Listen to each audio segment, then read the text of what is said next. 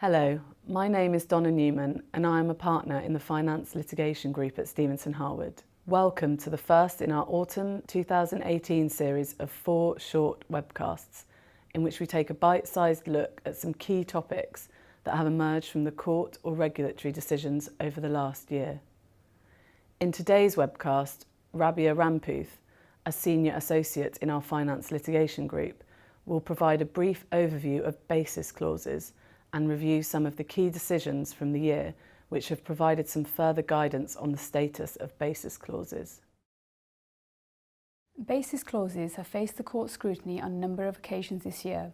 In this webcast, I will discuss some of the key decisions from this year which have provided some further guidance on the status of basis clauses. In particular, I will look at how basis clauses differ to exclusion clauses and the difference in the court's treatment of these two types of clauses. So firstly, what is a basis clause?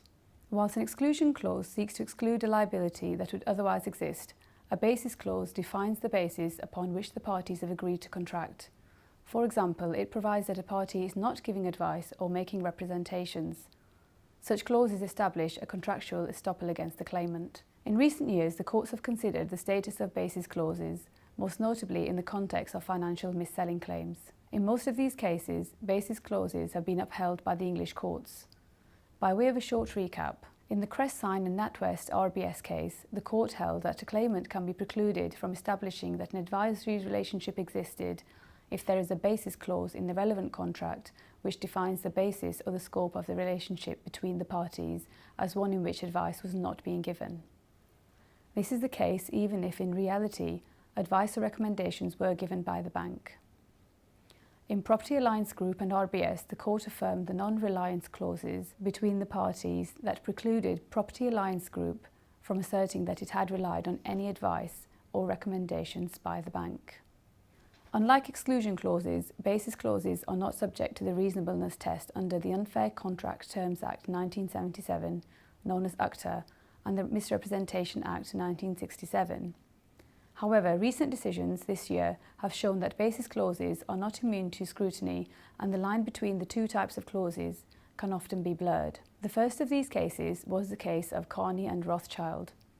In this case, the court was asked for the first time to consider the reasonableness of certain basis clauses in the context of a claim by borrowers against a lender under Section 140 A and B of the Consumer Credit Act 1974. The borrowers alleged that there was an unfair relationship between the parties arising out of, inter alia, the terms of a loan agreement which included certain basis clauses.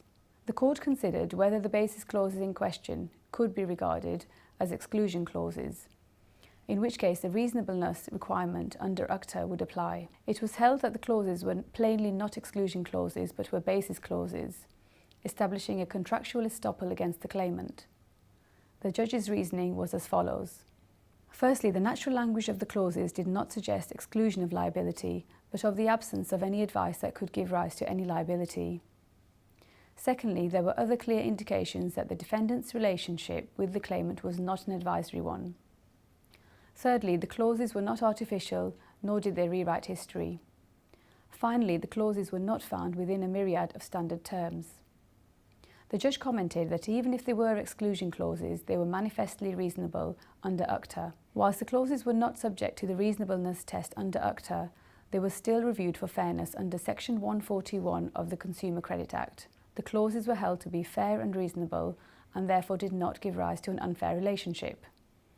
This decision is the first where the court has upheld the fairness of basis clauses in the context of an unfair relationship claim, which is good news for lenders. Next came the First Tower Trustees case. Here, a purported basis clause which provided that the tenant had not entered into the lease on reliance on any representation made by the landlord came under scrutiny in the context of a misrepresentation claim by the tenant against the landlord. Section 3 of the Misrepresentation Act provides that a clause which excludes liability for misrepresentation is ineffective unless it satisfies the reasonableness test under UCTA. In the Springwell case, it was confirmed that a basis clause falls outside the scope of Section 3 of the Misrepresentation Act. So, was this a basis clause or an exclusion clause? The Court of Appeal held that the clause was not in fact a basis clause, but an attempt to exclude liability for misrepresentation. The reasonableness of the clause therefore fell under scrutiny under UCTA. It was held that the clause did not satisfy the reasonableness test under UCTA. The court's reasoning was that the important function of pre-contract inquiries would become worthless if this clause governed the landlord's liability. The final case to consider is the case of Parma and Barclays. In this case, the claimants entered into 2 interest rate hedging products with Barclays. Before entering into these products, the claimants had been provided with various presentations regarding a range of different products. The presentations and contractual documentation contained various disclaimers and basis clauses regarding the non-advisory nature of the relationship.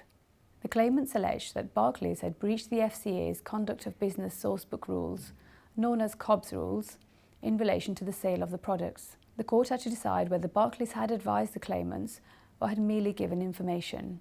One of the defences being run by the bank was that it could rely upon its basis clauses which set out that the bank was not advising the claimants. For various reasons, the court was convinced that this was not an advised sale by Barclays.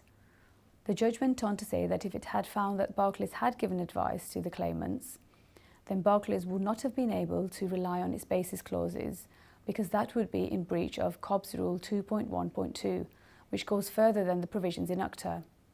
COBS Rule 2.1.2 prevents a party from seeking to exclude or restrict any duty. So in conclusion, here are some points to note from this year's decisions on basis clauses.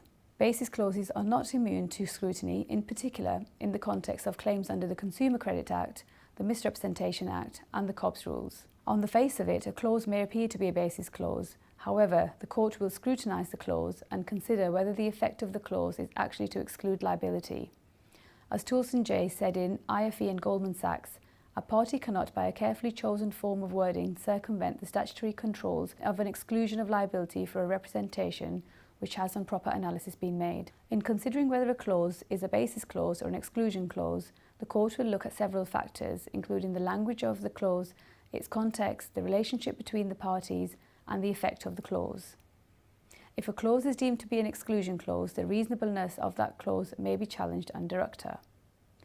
In the context of a claim for breach of the COBS rules, a basis clause is likely to be held to be void.